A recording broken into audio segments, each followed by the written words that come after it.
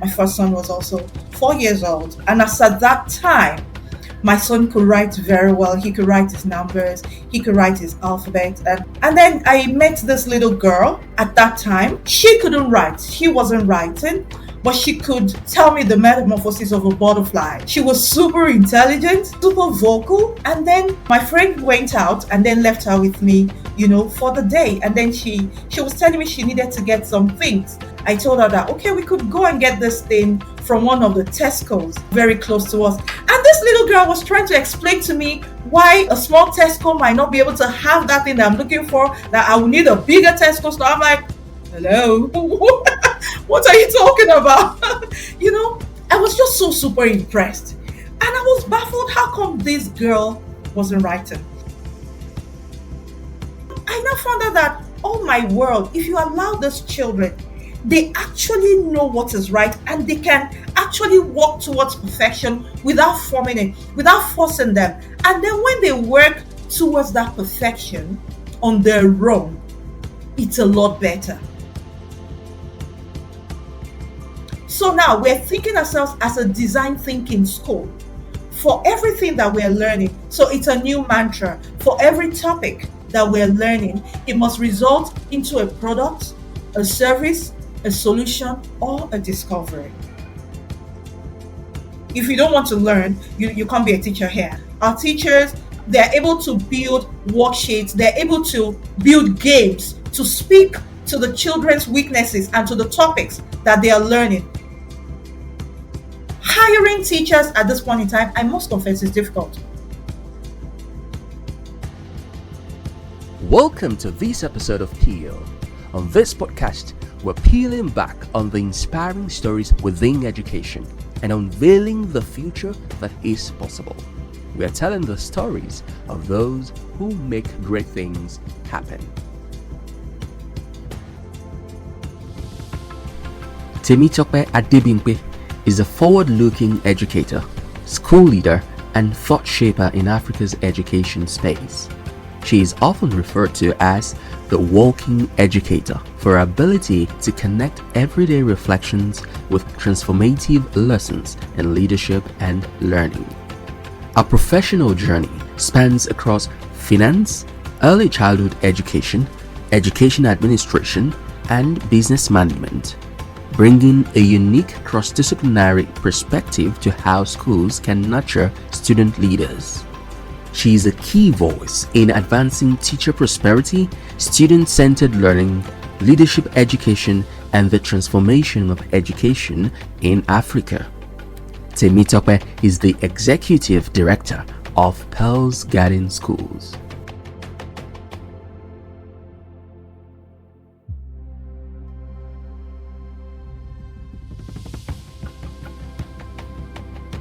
Alright, so let's start by connecting with you. Who is Temitope Adebimpe? Who are you? Thank you very much. Like you rightly said, I'm Temitope Adebimpe. I'm the Executive Director, Pearls Garden Group of Schools. I'm also the lead consultant for Rare Pearls Creative Space. I've been heading the school for the past 18 years. I actually didn't start out, on the education pathway.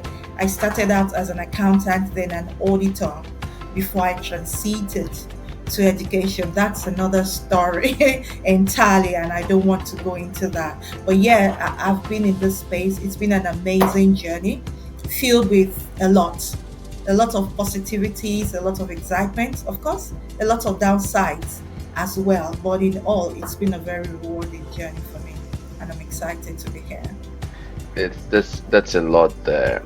18 years leading a school. How has it been in brief? Oh well, it's been amazing. And because of how I started, I think my story might be a bit different from a lot of school owners. Because when I started, I was an auditor, and I had the opportunity to travel to the UK, and then I met my friend's daughter for the very first time. She was 4 years old, my first child as well. My first son was also 4 years old. And as at that time, my son could write very well. He could write his numbers, he could write his alphabet. And meanwhile, this was years ago. This was about 2004. So yeah, and then I met this little girl at that time. I'm sure that a lot of things would have changed in the UK as well. She couldn't write. She wasn't writing, but she could tell me the metamorphosis of a butterfly. She was super intelligent, super vocal. And then my friend went out and then left her with me, for the day. And then she was telling me she needed to get some things.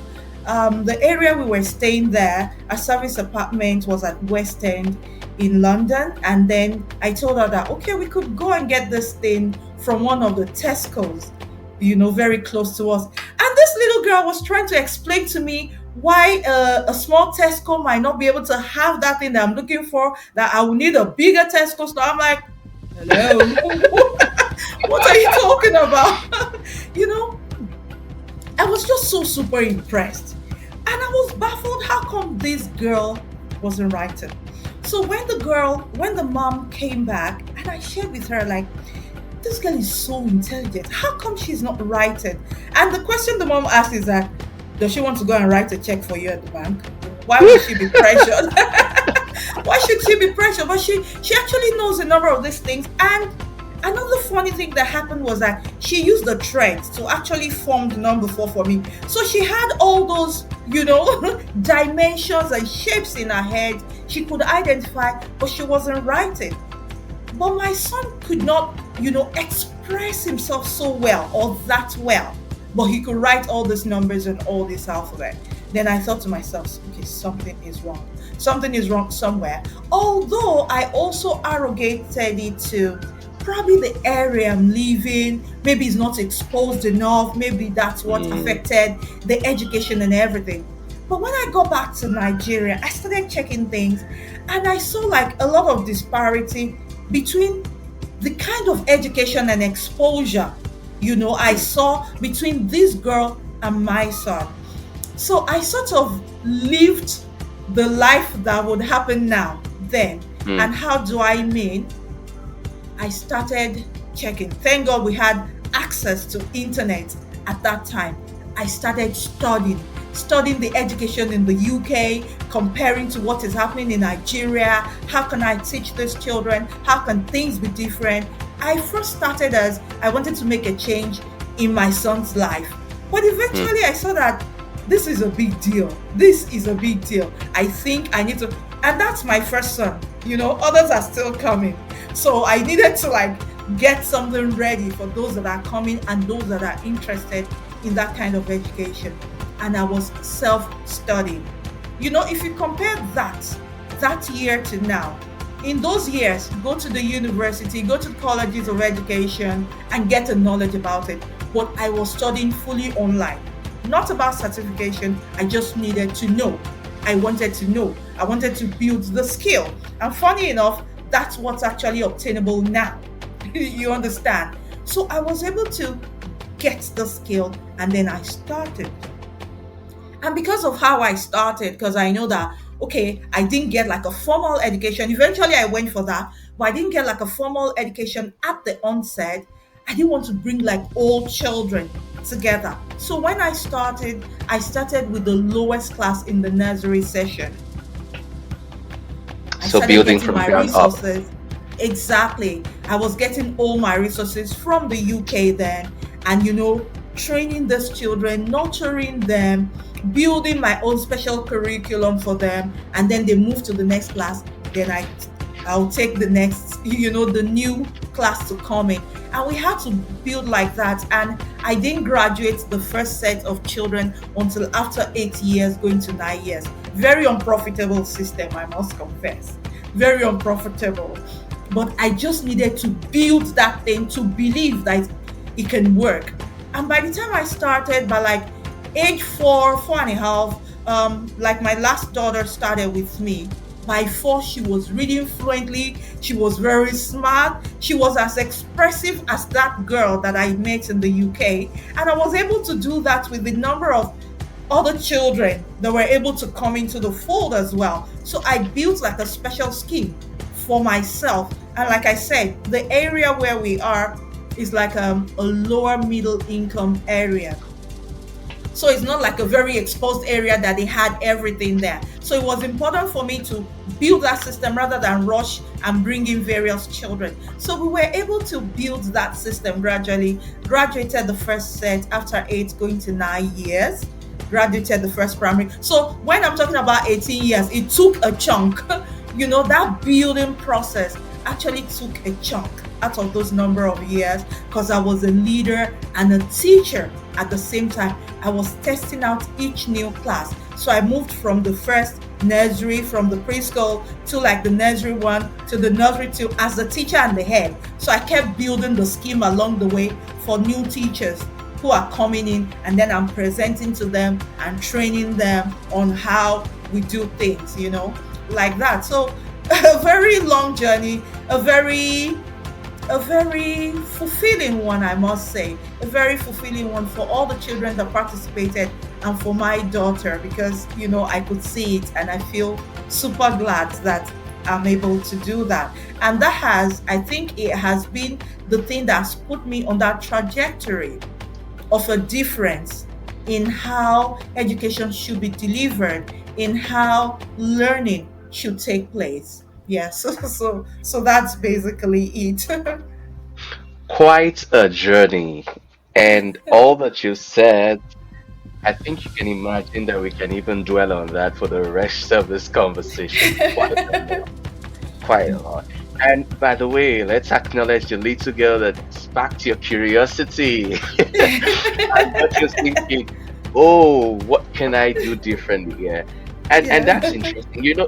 So I've heard the story before of how education in the UK seems different. And I read it online one time, a parent complaining about how their child, I think they relocated to the United Kingdom, and how their children were doing certain things in Nigeria before they'd come to the UK. But then it seemed as if having moved to the UK, they are learning It's like retarded. that. Yes. Yes, what's happening here? So I moved to a better place. No. So yeah. So I think for us here, it's like hard work is the evidence of work. So that's our mentality. So, like I said now, if my child was writing very well and I didn't go for a holiday, I relocated to the UK at that time, and I found out that no one is pressing my son to write again. They're just talking and gisting. I might start looking like, hey, what's happening here? People, this boy could write. He's not writing again. What are you doing? And we're getting a lot of that really, because we also have an online arm, and we have a lot of children from the UK that were taking on remedial classes. Because once the parents relocate, it's like these children are playing, they're not working. Yeah. Yes, it's not really like a backtracking. There's a system that is being followed in the UK. There's a system, and we can't say that system is superior because education also has to be contextual. It needs to match the society that you're preparing the children for. Although, of course, this nowadays we're saying that we're preparing the children for a global stage, not just a local stage. So there has to be alignment in what's happening all over. But I think that it's important for our education to be hands-on. I think being hands-on is done a lot in the UK. Being hands-on is done, and it's not really new, but I would say that it's new based on the framework of education that we have been operating. Of course, we have also transited as well, but based on a few things that I've noticed with the children we're taking in the UK, and now that we're training in Nigeria, I think we have a bit of certain differences that I won't want to really explore on this platform because I don't want to bring about I don't want to bring about I don't want to spark conversations about disparities in education and what is needed here and there. But I think, yeah, I think education in UK is much more relaxed than the expectations in Nigerian education. Yeah, and yes, I acknowledge the fact that it's not necessarily something we want to delve into deeply here, but just touching on that pattern of learning, and eventually when the children start writing, how did you see that transition? Was it as if that when your children, I mean, with whom you then practicalized this, started writing, did the writing come more naturally, so to speak, eventually when you would introduce to writing and things like that? Yes, definitely. It actually came naturally. I think so. One of the differences here is that one of the milestones in our education systems that by this so age, these children should start writing. So you see that the teachers pursue, and the process of pursuing that, they're trying to force the children to write. They're holding their wrist, they're twisting their wrist. They want them to write. Now with my daughter, I found something great. So I started all this with her. She was learning a lot, learning about birds, learning about nature, learning about science, a lot of talking, and then she was identifying stuff. And then on this particular middle of the night, because she was sleeping with me in my room, on this middle of the night, I had a meeting with the parents. I was supposed to have a meeting.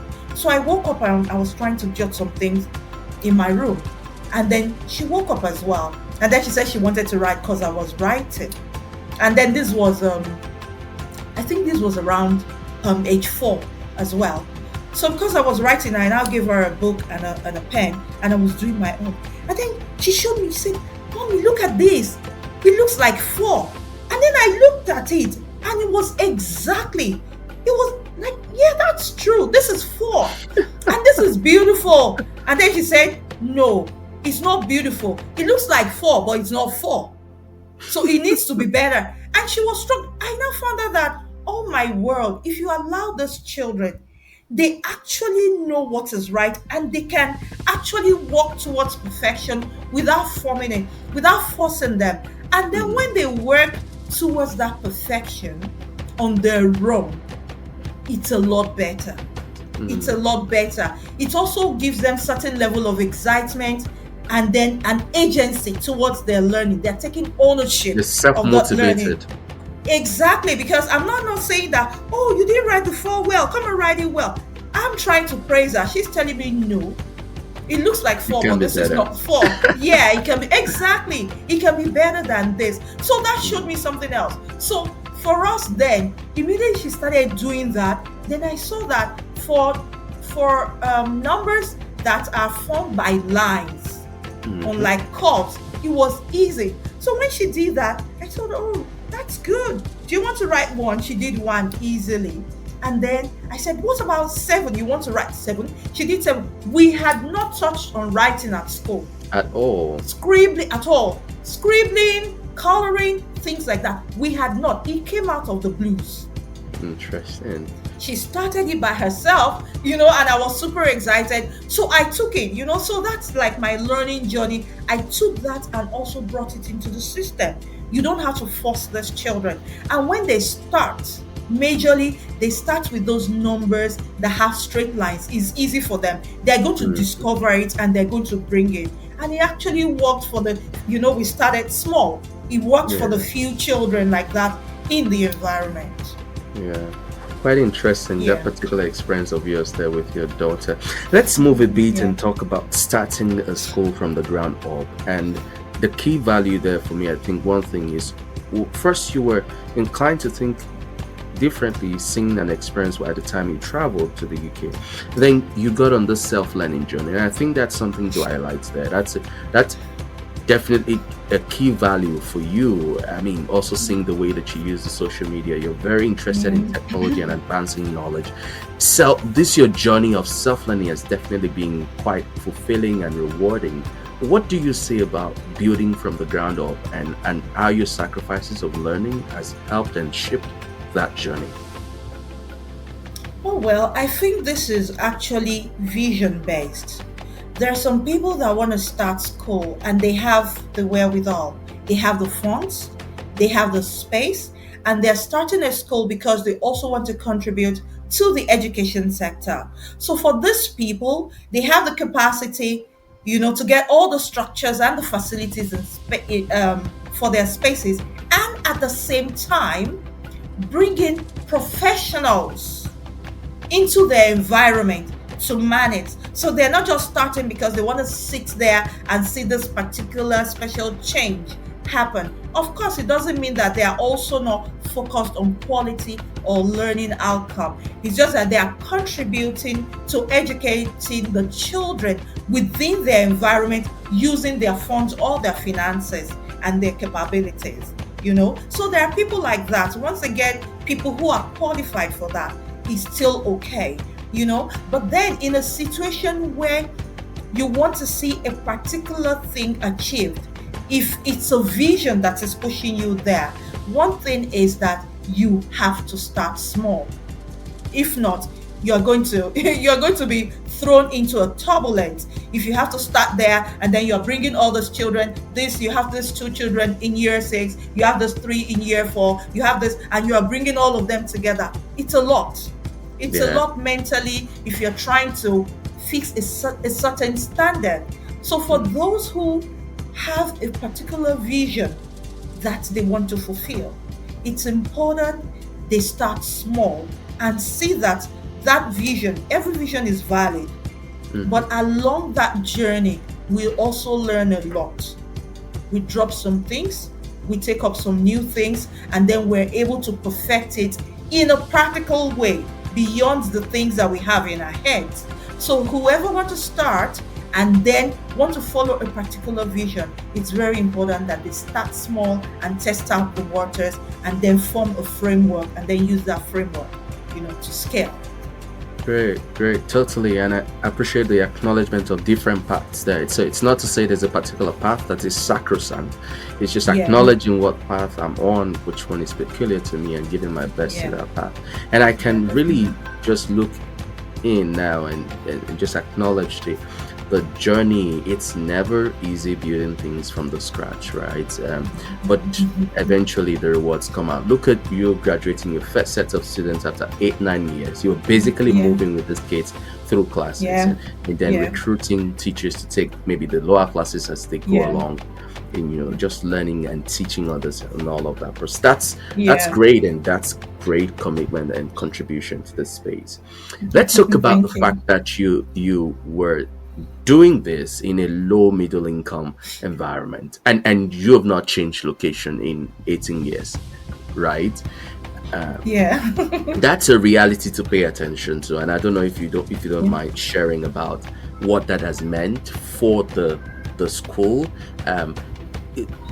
I'm not sure that you're running a charity, so maybe in the midst of that conversation, you will talk about running the school and profit as well. But yeah, running a school in the kind of location where you are running it, with the kind of standard and vision that you have, yet just having to manage all of that.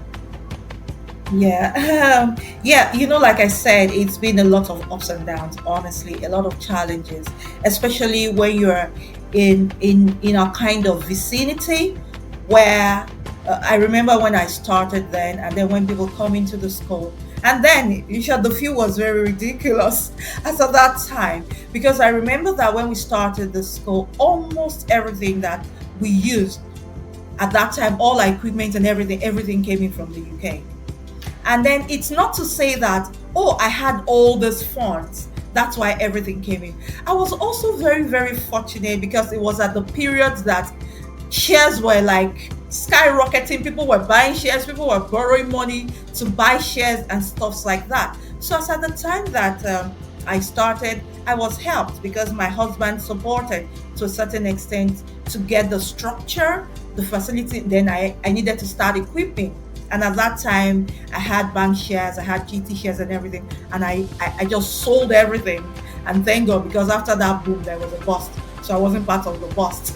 I had already sold out everything. And then And we're talking about the funds bust in 2008, 2009. Yeah. Around that time. Yes. Because we actually started putting things together around 2006. around 2000. So I had already sold my shares at that time and used it to bring it. So it's not as if I had all those funds as well. I was helped based on certain things. And then, funny enough, we started with like a flat. The second building was there, not done. I just started from the baby class and I was getting money. I was doing everything gradually. So the finances, it wasn't easy. It wasn't easy. And I couldn't charge so highly as well because of my environment. And at the same time, I couldn't afford a school bus as well. If not, people were coming and were like, okay, do you have a bus? Can you come and pick up? And then it's really like, oh no, we don't have a bus. And we couldn't afford a bus at that time. So it was building gradually and it was difficult. It wasn't so profitable. It wasn't so profitable. So I'm just thankful that I'm able to eat at home and I'm able to just, Keep gradually going. build these things up. Yes, keep going and managing. But one thing I realized also is that in as much as people want all these big features and facilities and everything, one of the major things that speak for you as a school is value. Value will call people, to help you, to stand for you, to support you. When our parents then, our pioneer parents, were seeing the changes, which is totally, totally strange in our area. The rate at which the children were reading, the way they were expressing themselves, their confidence level, and things like that. Parents were telling other people, we were not advertising. Parents were telling other people to come. And then when we had things to do, you see parents rallying around and they want to do this. Oh, what do you want to do? Oh, you bring this, I'll bring this, we do this together. They knew that we were growing and they were very, very supportive. And that support actually counted for a lot. I remember that one of our parents moved from our area and moved down to Lekki. They moved to their own house in Lekki. When they got to Lekki, after a while, they reached out back and said, oh, Mr. Debimpe, you're shortchanging yourself where you're at. Please come, we have a land. We have a land for you. I said, no, my family lives here. There's no way I'm Mm. going to be going to Lekki and coming back. Lucky. They said, just come and start. I said, no. But I guess this is like part of my own nature. So it might not be for everyone. I think I'm partially like the Japanese. I get happy in my environment. I don't struggle to say, let's go there, let's move there. I'm not that kind of person. I'm super comfortable in my space. So, but then I also think it's an advantage for me to be in this vicinity because I'm projecting things that are unusual to them.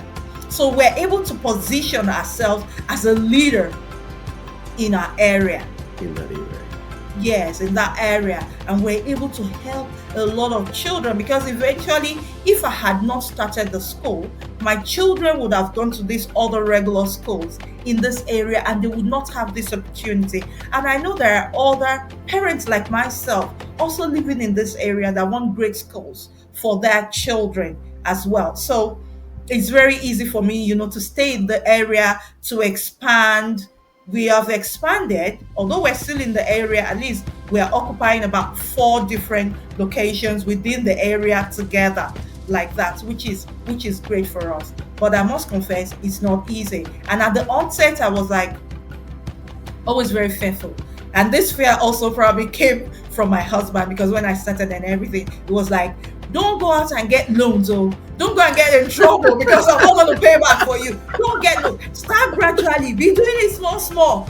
And I was like, Mm. okay. So loans, facilities, No, I was no. just doing no. I was just doing things gently, gradually, ensuring I was plowing back everything that we're getting. I was plowing it back and building gradually. But eventually, we got to that level as well where we started getting facility. The only thing is, I always ensure that we get facilities that I know that we can easily Let's pay off. Not anything manage. that is going to, yes, not anything that is going to choke us.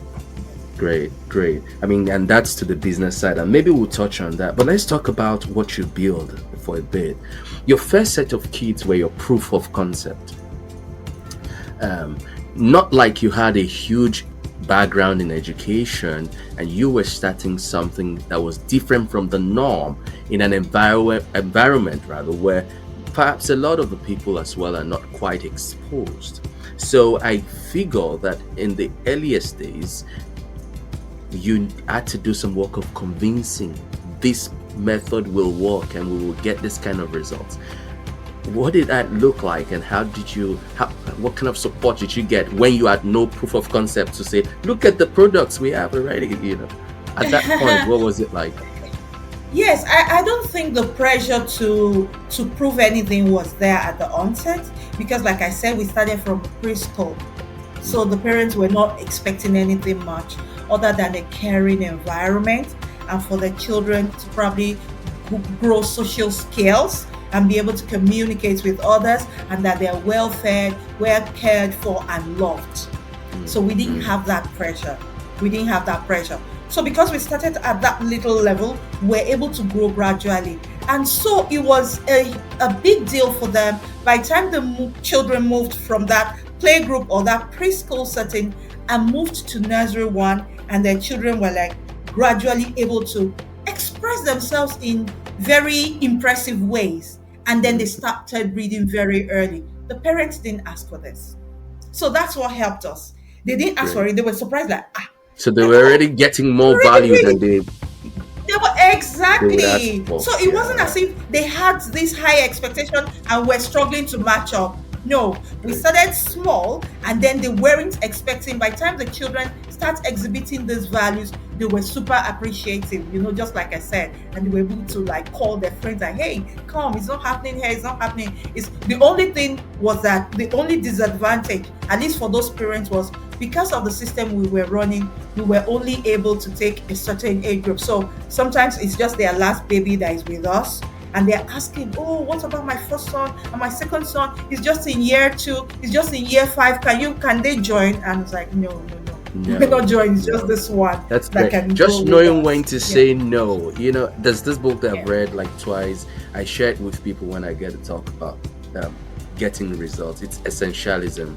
Uh, Mm, and the book talks a lot about focusing, and the ability to say no is a very critical life value yeah. and choice in life. So I can imagine what it feels like as well at that time, managing a lot, and one would think, Yeah. oh, you make more profits from having a lot more children, and you don't want to lose the parents, because if they have to go to three schools to drop their different kids, how about they stop coming Yeah. here and all of that Exactly. pressure, right? But Exactly. All of that pressure was there. But they also saw that I was going through the same pressure, because I mm, started with my last daughter, who's my mm, third born. They would see me drop my own children in other schools as well, and it was not convenient for me. In short, I would bring all my children to the school first, to mm, attend to parents quickly and do some things and put things in place, ensure the cleaner is here, ensure another team member is here. Then I'll take my older children to their to school. be a school So they saw that I was also going through the same thing. But process. I didn't want to be overconfident, because I know that I'm coming from the accounting field, from the finance, and I'm coming into education. I didn't want to work with any form of assumption at all. So that's why I didn't take that risk. Yeah, an interesting path you took, just de-risking your process and managing what you could by time. Yeah. You came from finance to education, and we are not digging deep into that, but I just wanted to highlight what has that switch meant for you career-wise. I mean, more to how have you been able to apply your finance background in education? Has it really been something that has come off as particularly useful? I mean, education of whatever kind would be useful, but have you really needed Yeah. to use your finance background Oh well, as a tool? definitely, because this is a business. It's generating funds. You have expenses and all the rest. So definitely, finance is a huge and a big deal out of it. It has helped me. It has helped me definitely. But I would also say that now that we have grown compared to how we have started, it's helping more. At the time when we started, I would think, but this would be an assumption as well, that when you're being driven by passion, and you're getting all those funds, you know that you're plowing back. You're plowing back to be able to, you know, bring your vision to bear, to be able to achieve that thing. You know, it was a good thing for me to leave at that time. You know, a number of these things are personal issues for me. So while in the finance world, I was working, I needed to work and stuff like that. But it was a good thing I had something else I could do, because the stress and the tension for me at that time was also a lot. It was a lot. So for me to be able to pull back and do something else gradually was super beneficial to my health, at that time, because then I was already suffering from this continuous palpitation, you know. So being able to pull back was a big deal for me. So that pulling back, I would say that it's great. Now, using the finance knowledge and everything, yes, it has helped me to be able to manage funds, budgets. Budgeting is crucial, knowing the things to do, knowing the ones to hold back on, although everything seems very important and very pressing, but being able to scale all those things properly and work on it gradually has definitely helped me. Not that it has brought a lot of free funds for me. No, the knowledge Yeah, helped the me. knowledge. Yeah, and I Yeah, think that's an important knowledge area for school leaders, school owners in perhaps across the world, but in particular, we're talking about Nigeria, right? Because yeah, we understand the dynamics of our environment, the economics, and how things can be unreliable. The yeah, system can be undependable. So I think that a lot of school leaders will benefit a lot from the knowledge around how to handle school finance. You're dealing with yeah, parents who are complaining that their position economically is dropping as inflation is increasing. How do you manage all of those without yeah. reducing the quality Oh, that you're delivering and all of that? I think that yeah. that's an important and very precious knowledge area to bring into what you're doing in education. Let's talk about what you're doing right now within your space as an educator, and the future. I know at least a little about your enthusiasm with technology. How did I mean, I don't know if you would say there was a start to infusing technology within education for you, but if there was, would you mind talking to us a bit about that? Was there like that time when you thought, said this Yeah. technology thing, we really need to begin to look at it? If there was, could you talk Yeah. to us about it and how that journey has gone so All far? right. Thank you very much. This journey, sometimes when you're talking about it, people want to like probably arrogate it to like, oh, you must be super smart to have started that early. But I don't think it was. I think lifestyle, I don't want to bring a lot of spirituality into the conversation, but I think our lifestyle and the things that we imagine and the things that we want, I think it's like algorithm that we're experiencing with AI now. It's like we're tuned towards this part, and because we're tuned to it, we keep seeing various new things along that line, and we're able to key in easily into it because it's already sort of a pathway, um spiritually, so to say. It's my vision, this is what I want, and that I'm exposed to this information. While two people get the same information and one person is not interested, I'm very interested because I'm attuned, you know to that frequency. So I think it's been like that for me. So around 2000 and I think around 2016,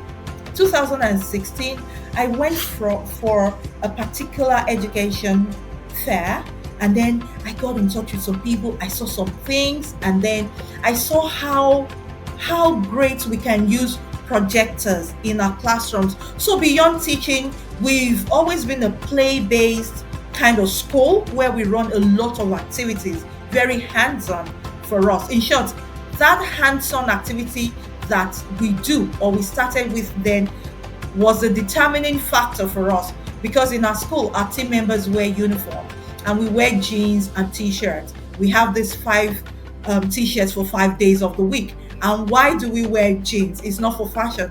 A number of people in our area look at us and say, these people, they just like effusing.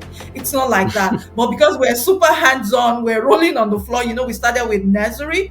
We're rolling around, we're playing around. Jeans was super comfortable to handle all that. Yeah. So in 2016, so I went for it, and then I thought, okay, I think projectors can actually do a lot for us, you know. So we started, and then I started getting these projectors into our classrooms.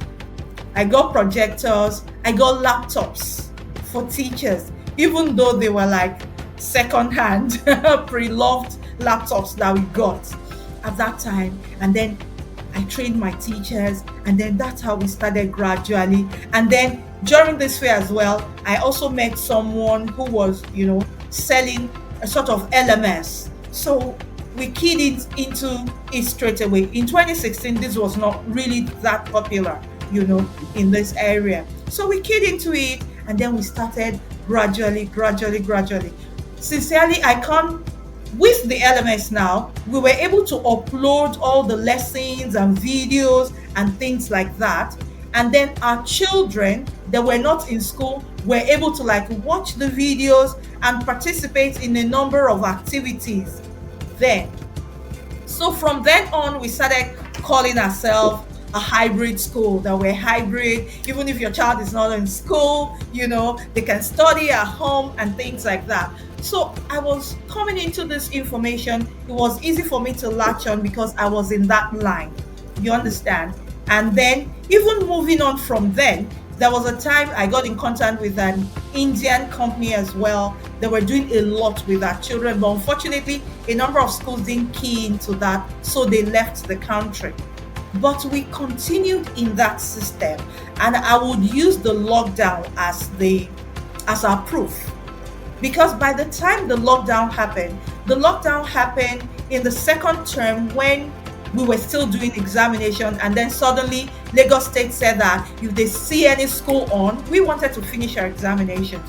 When they said if they see any school open, they're going to do this, it was a lot of threats. So we had to like, oh, that's fine. But by that time, 98% of the children in our school had their own tablets. They were used to activities online. We were already doing CBT and everything. So the children were very used to it. So when they declared that lockdown, all the team members came into the school environment. We assigned all resources. They took all their laptops home. We don't know when we're coming back, but in case there is anything, we're teaching online. And that was how we dispersed. And they started meeting virtually. And I can say proudly that we did not miss a single day. We finished our term on time, although it was lockdown. The children went on holiday based on our calendar. We resumed the summertime on time based on the calendar. Online, virtually, we were working seamlessly. Seamlessly. I also remember that time when Microsoft was celebrating the schools, they were using Teams. They were coming in and using Teams, and I don't want to mention the names of school, but big names that I would naturally be looking up to, like these are the schools, were just coming in. We were using Microsoft Teams seamlessly before then.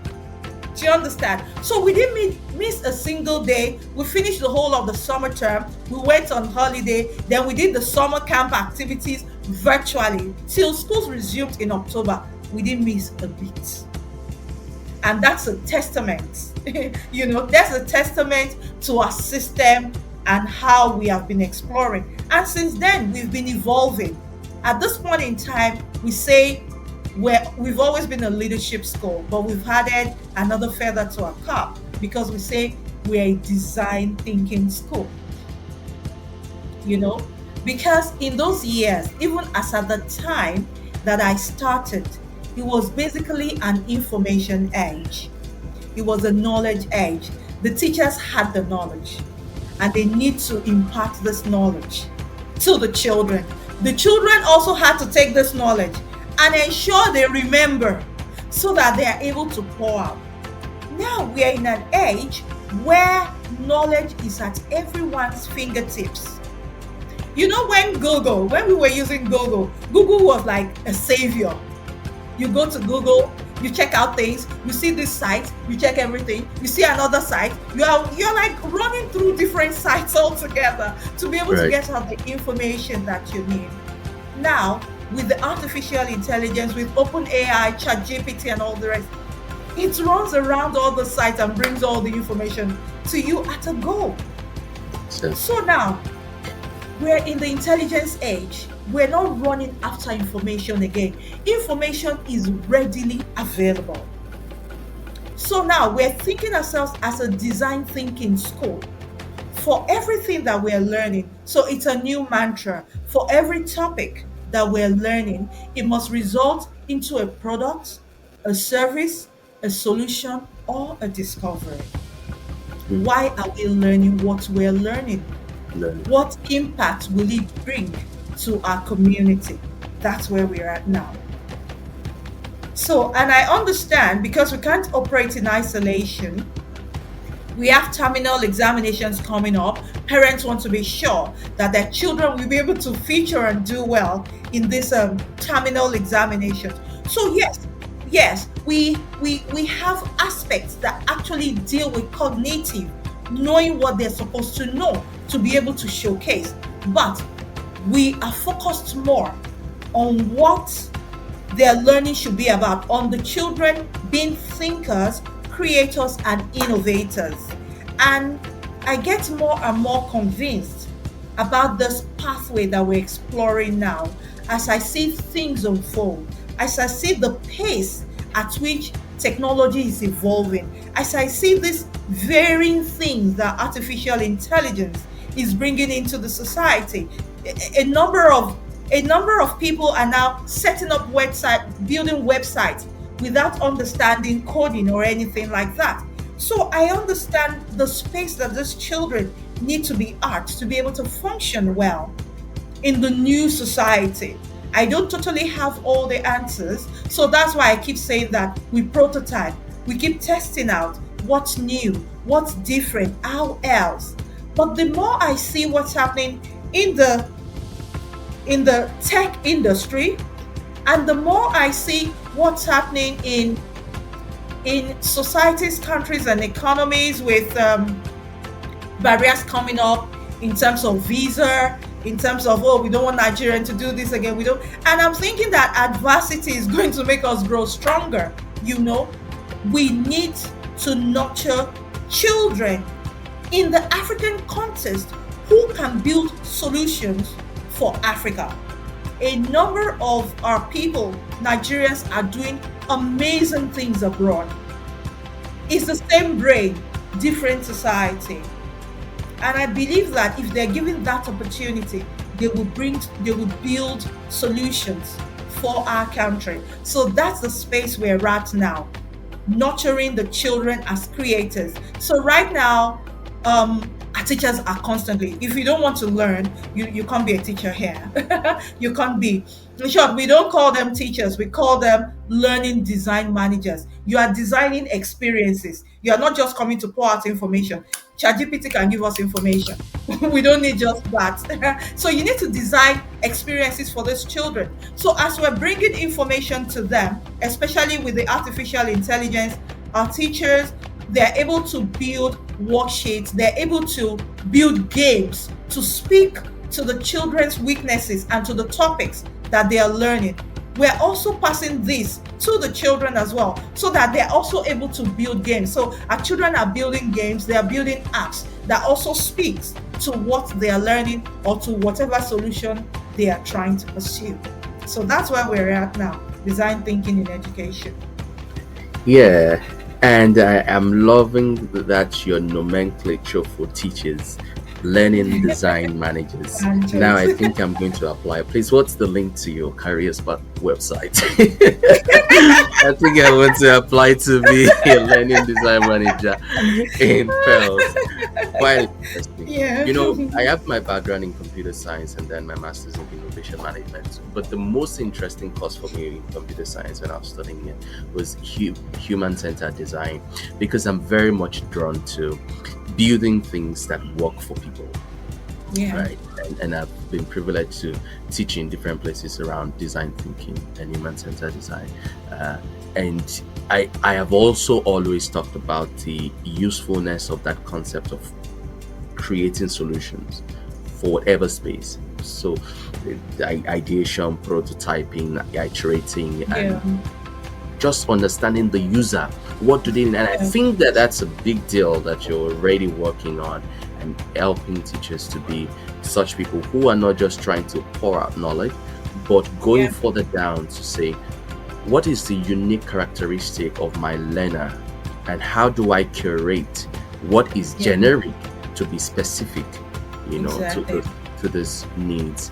And I think Yeah. that's the unique value there. That's the added value to a teacher there. And that's Yeah. something they're looking at for being relevant for the next revolution within Yeah. education. We're talking about teachers and their unique role, and I think that that role has been undermined for too long. And part of what we represent in teacher is to see a world where that's changed, and that's something you're doing something about as well. Let's talk about hiring and employees and colleagues. I don't know how you particularly refer to them, but what can you say about teachers? Maybe from your own experience dealing with teachers, or how you've chosen to work with teachers, how you think about them, and all that. Hmm. Hiring. So it's been a lot. It's been a lot. So when I started the school, because hiring then was totally different from what we're doing now. Hiring then, I was looking for freshers. Really, I was looking for freshers. I was avoiding Low like cost. plagues. Yeah, yes, no. Well, should we say low cost? Maybe low cost, yes. Low cost, yes. But more importantly, I didn't want anyone to say, Fresh "This is energy. how this is how we Yeah, used this to is how do it." we've been doing it. Why you? Yes, because What is this one that you are saying we should do? exactly, because I was trying to build something new, curating something, and then passing it on to them that this is how you do it. I don't want You anyone needed to people mess who up. were going to be adaptable. Yes, exactly. Very adaptable, open to new things. Not be bogged down with the old things they're used to. But then hiring, um, these days is becoming different. If I want to talk about the current times that we're in, hiring teachers is almost an Herculean task at this point in time. Um, Artificial intelligence has shown itself to be an equalizer, a simplifier, and an amplifier.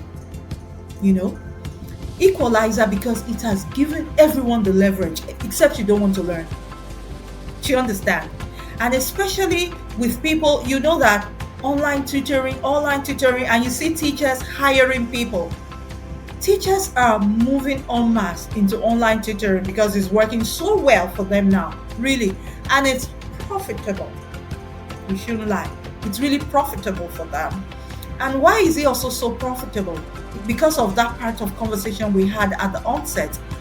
We had we've been having a high level of relocations of Nigerians abroad.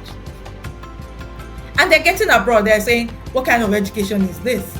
And then a number of them, their children were pulled back. No, this age, you're going back to that, you're going back to that class.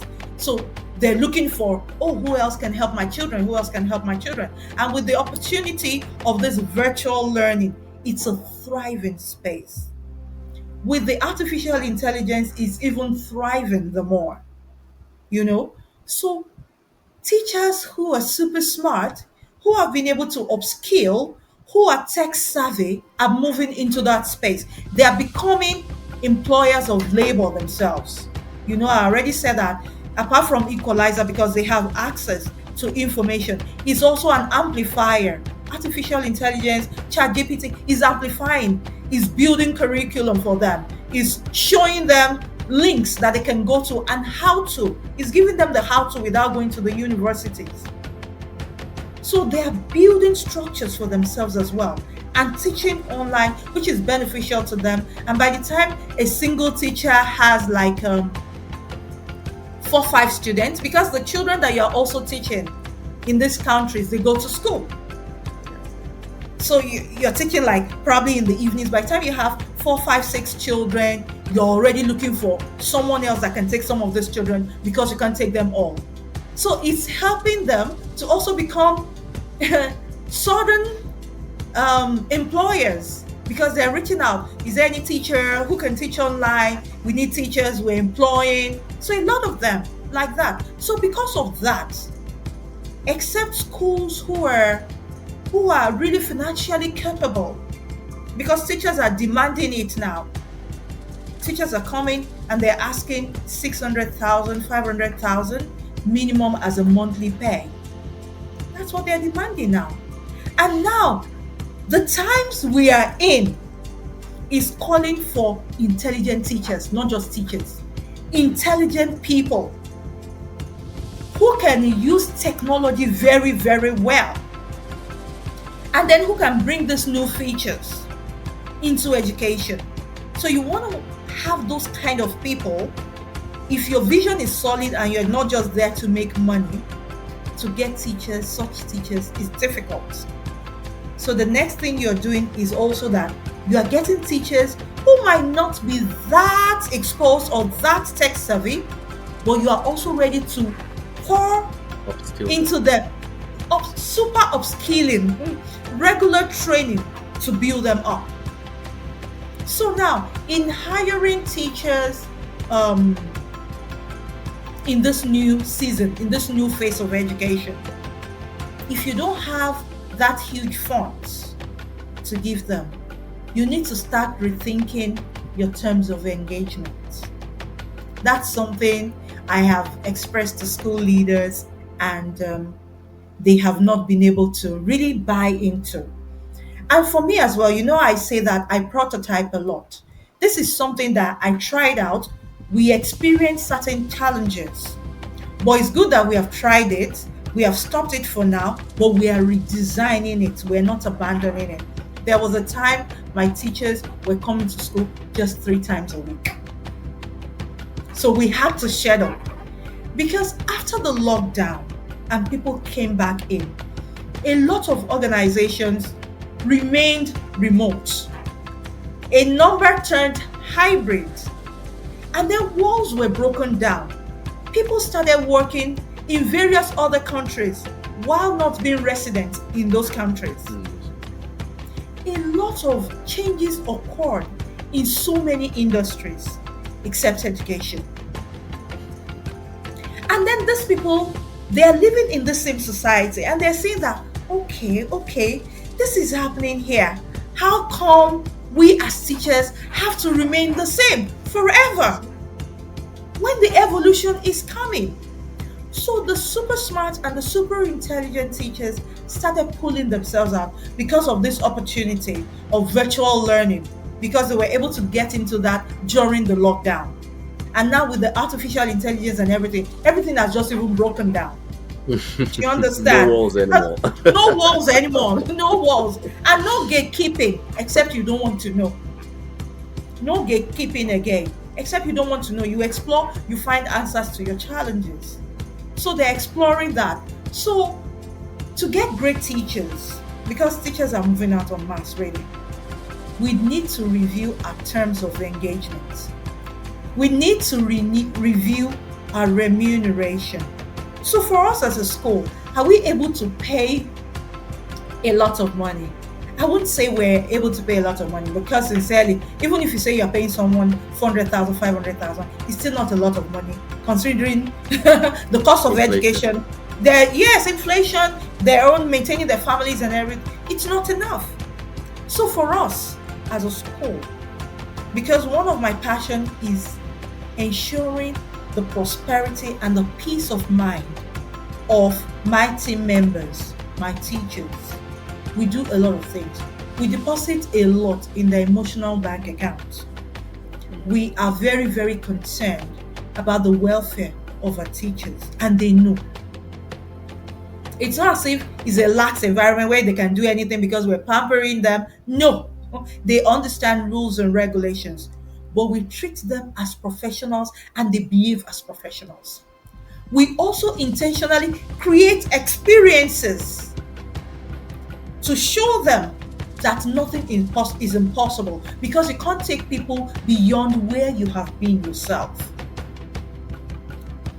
So even things as little as, oh, during the holiday, we're going on a retreat, we're going to a resort and we're staying there for like a week, oh, it's Christmas time, we're going to Oriental, that's where we're eating.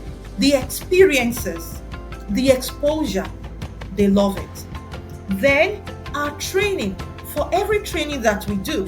So for our teachers now, we have trained them to build games, we have trained them to build apps. They're using it with the student, and we constantly encourage them to also use it to train other teachers out there, which is a revenue stream for them. So we're confident enough not to say, oh, if they know this thing, they will run away. We're not living that kind of life. And we have teachers truly who have gained momentum and have gained skills and have resigned, but they remain a friend of the organization. So if we need anything, we can call them. And I'm very intentional about this, for them to see that I am also conscious of the future and their happiness. So every July, we grow on a retreat.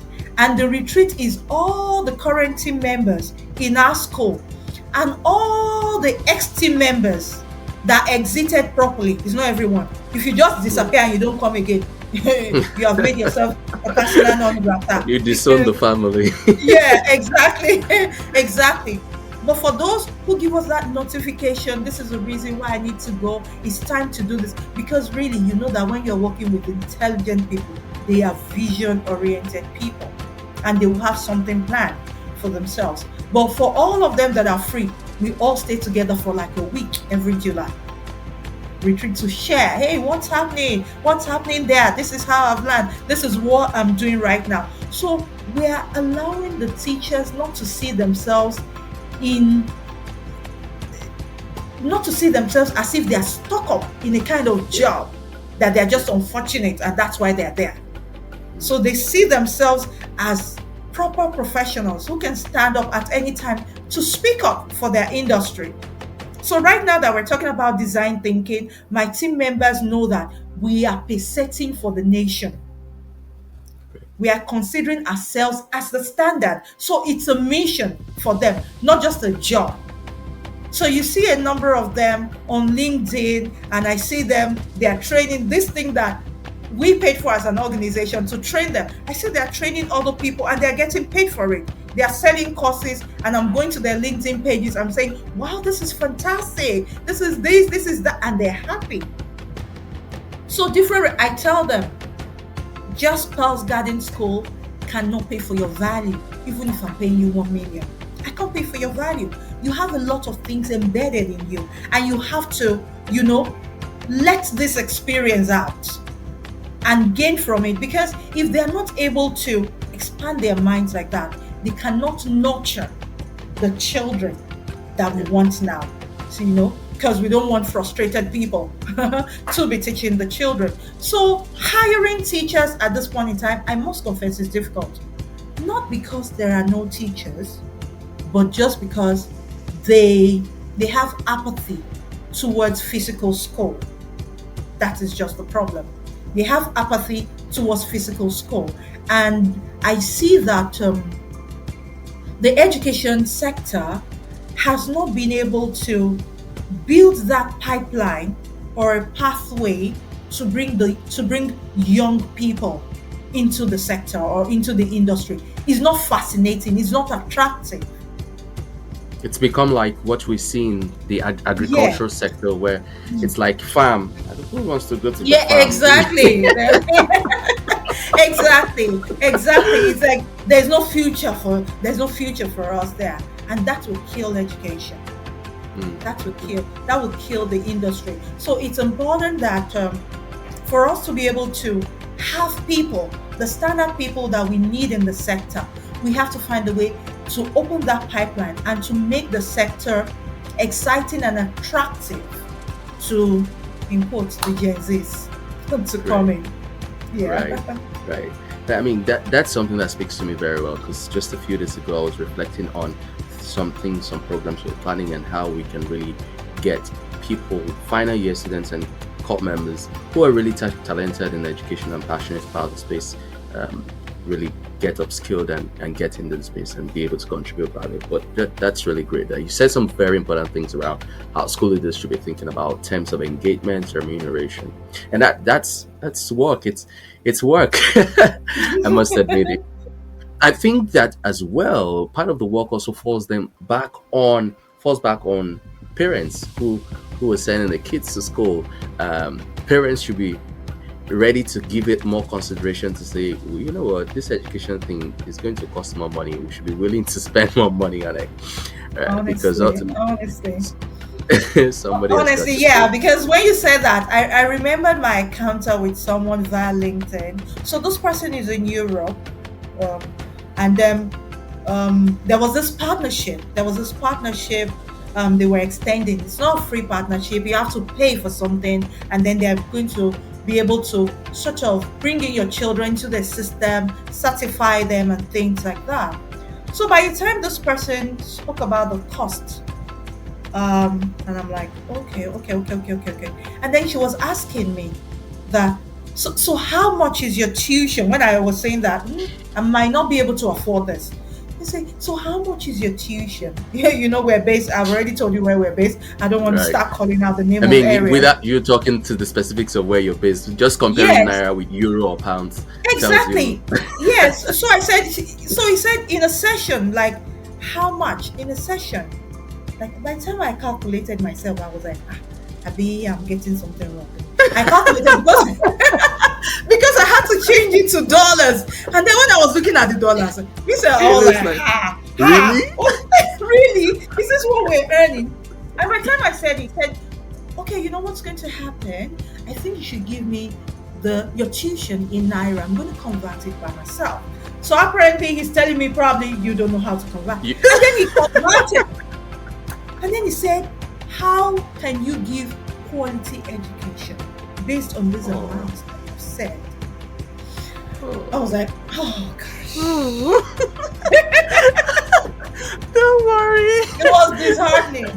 Honestly, it was disheartening because it's a kind of partnership that I would have really loved.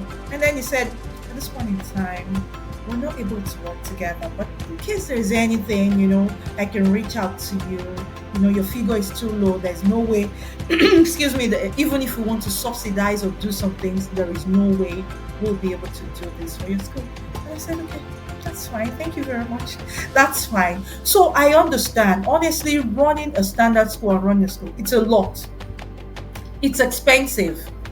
It's expensive. And I think that's a leverage.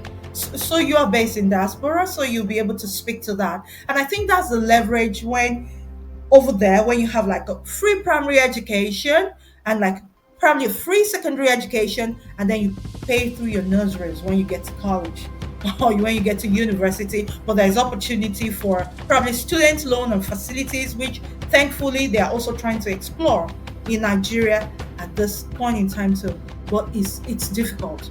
And in Nigeria, I must tell you, it's super difficult. Because right now in our school, we have 260 kVA generators. We're not a factory. But we really have power. And then we have projectors, we have computer room, we have laptops, we have all those things we need to power. It's 260 kVA generators. So you can see how difficult, even for us as an organization, how difficult growth can be because we're pumping funds to areas where we're not supposed to be pumping funds.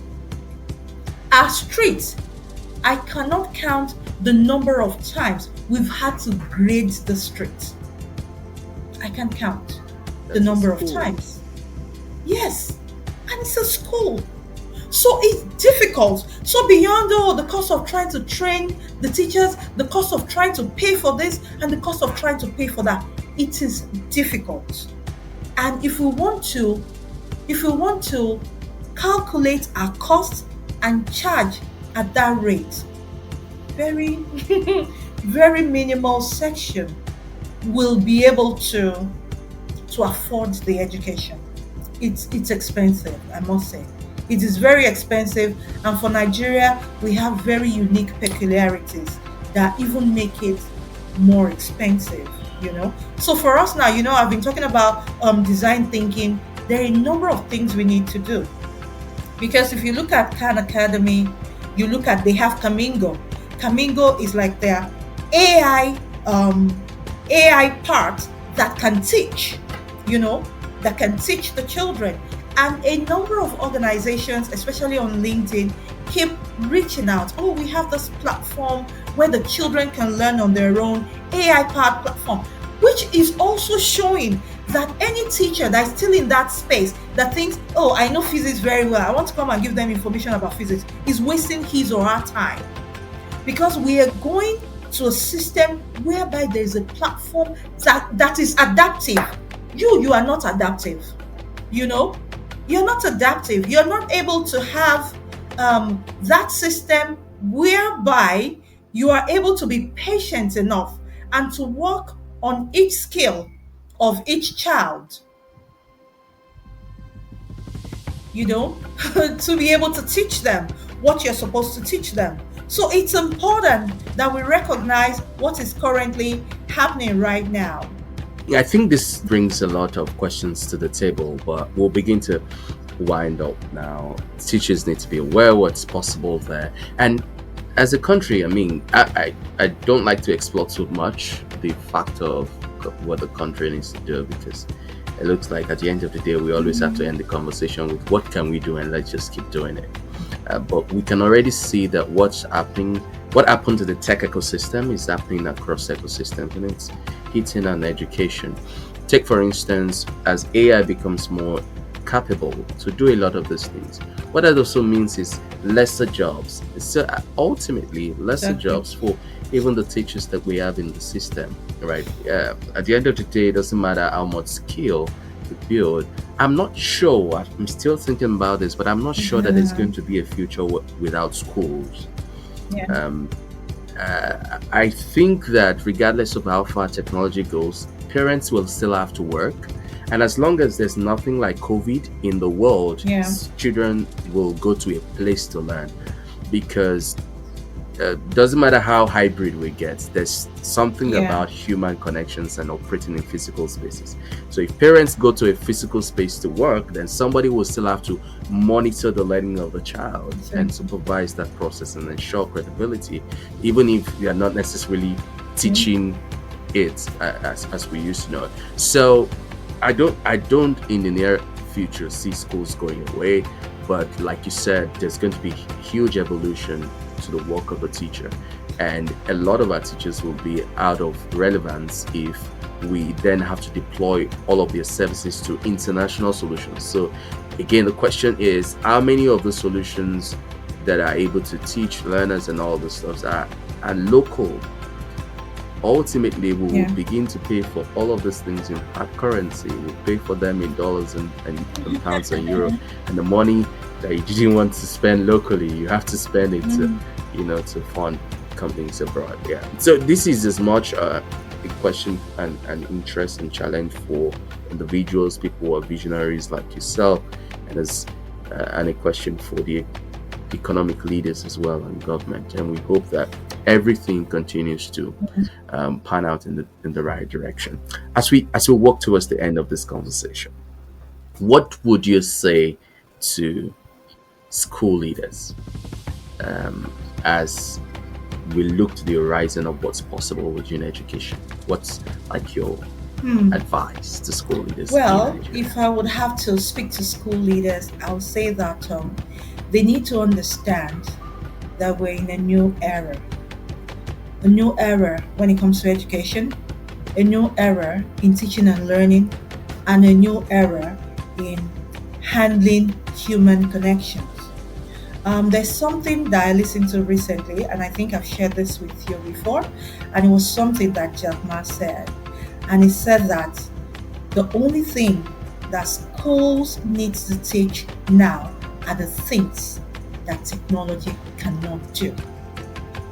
And in my exploration with the children within my environment, and I think I shared this with you as well, we had this conference and I had a conversation with the children. and they told me how much they use technology, how well they use ChatGPT. And on a good day, we would think, oh, they're using ChatGPT for assignments, to cheat, and all the rest.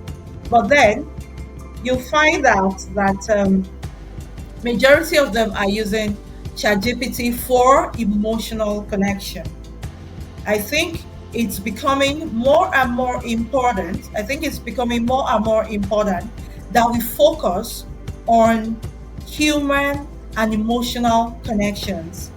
Elon Musk said something very scary, I think like about a week ago or thereabout, and say that we're going to have more humanoids than humans. I'm like, okay, what are we getting ourselves into? You understand? And it's important. So in as much as we are pacing quickly into the future, I think we need to borrow certain leaves from the past.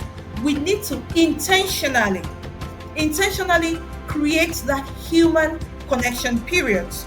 So how does education and teaching and learning change? We are going to have platforms that are going to be adaptive, that these children can learn from within certain number of hours. But schooling will become much more about experiences, about communities, about innovating, about designing, about fostering solutions to our peculiar problems or to each nation's peculiar problems. We are going to be innovating based on the perennial problems we have in our society. Schools are definitely not going to die. We are going to be there. But what we are going to offer will be totally different, because we're going to a world whereby there are going to be platforms that if it's just mathematics and English and sciences you want the children to learn, they can learn it out of school. But school will offer much more. Will offer scenarios that can build critical and analytical thinking. Will offer opportunity to build communication skills. Will offer opportunity to problem solve, to be able to deal with humans and different temperaments, to also be able to come together to use the topics that they've been placed with to bring about solutions to their communities. I think that is where schooling is going. It's going away from giving information to children. So it's important that school leaders recognize this new phase of education and open up their minds to learning new things and starting afresh with the new system.